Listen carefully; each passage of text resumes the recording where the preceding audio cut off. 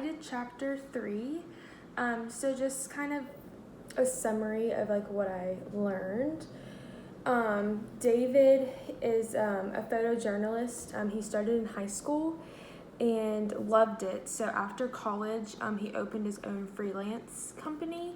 And with his experience, he began to make his own standards for doing his business ethically and professionally. A person later later in his career, he found that he manipulated a photo, and David didn't think it was right, so he videoed him manipulating it, and he had really no malicious intent for it. He just videoed him. And then he found someone else that thought that the picture was manipulated as well. So they wrote about it in a blog, and then the freelancer was punished for it, and then he came out with a statement to the company and said that it was a mistake. He was just showing someone how easy Photoshop is. And then David thought he was lying, so he had to think like if he should let it go or should he do something about it. And he kind of went back and forth on it, trying to figure out what he wanted to do. So one of the things he thought about was if he knew about the inconsistencies and said nothing, then he would be just as bad as the freelancer, or the person that made the mistake. But the photographer was already punished for what he did. But the problem with it was that he was lying about like it was just a mistake. So David had some setbacks, but ultimately he found a friend that worked for the company and told them what he observed and sent him the video. And he thinks, and in the end, that it was done professionally, and he avoided public confrontation, so he handled it in the right way possible.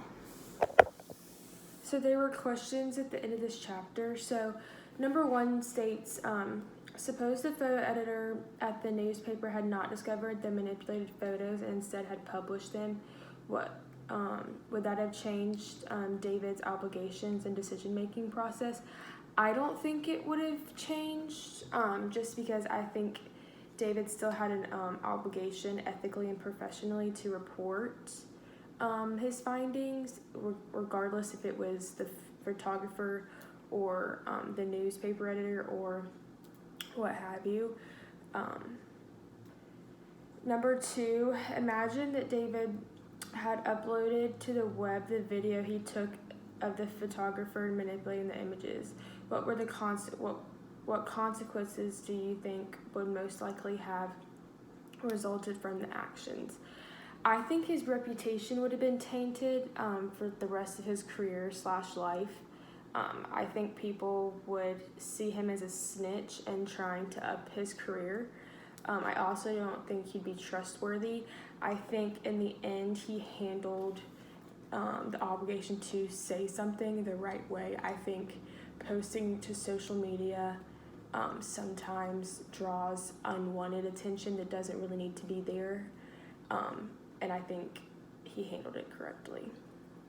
Number 3, many people place great emphasis on loyalty that one's friends and family and look down on snitches or rats. Was David being a snitch? I don't think he was being a snitch. Like I said, I think he would have been a snitch if he would have posted the video on Instagram, Facebook, a blog, or whatever. But since he didn't and took it to someone that could deal with it privately instead of publicly, I think he is not a snitch. That's just my personal opinion. I think this is a good lesson to be learned and a good thing to read at my age, because I feel like in the workforce we're given these things that we need to handle, and sometimes you're like, okay, what's the right thing? What's the ethically right thing to do?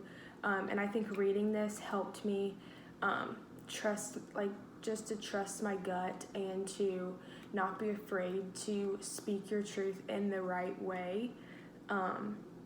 Like going to your boss about something that you don't think is right, or if you do have evidence, showing it to your boss, so it can be handled not quietly but in the right way, to where it's not a public thing to taint the company's word, the company's things they're doing in life for us. So I feel like it's better to speak your truth but in the right way.